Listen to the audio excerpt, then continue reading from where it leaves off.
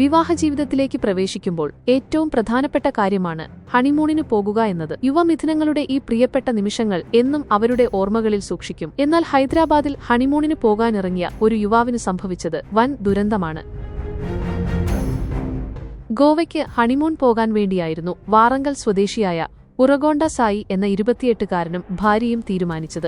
ഗോവയ്ക്ക് പോകാനായി ഇരുവരും ഹൈദരാബാദിലെ സെക്കന്ദരാബാദ് റെയിൽവേ സ്റ്റേഷനിൽ എത്തി. ഇവർക്കൊപ്പം സുഹൃത്തുക്കളും സായിയുടെ ഭാര്യ സഹോദരനുമുണ്ടായിരുന്നു.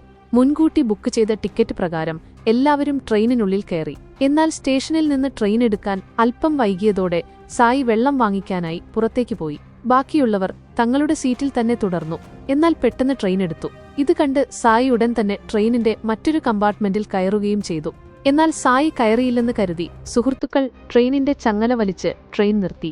RPF ഉദ്യോഗസ്ഥരെത്തി ഇവരെ ചോദ്യം ചെയ്ത് ട്രെയിനിൽ നിന്ന് പ്ലാറ്റ്ഫോമിലേക്ക് കൂട്ടിക്കൊണ്ടുപോയി. ഇത് കണ്ട സായി ട്രെയിനിൽ നിന്ന് പ്ലാറ്റ്ഫോമിലേക്ക് വീണ്ടും ഇറങ്ങി.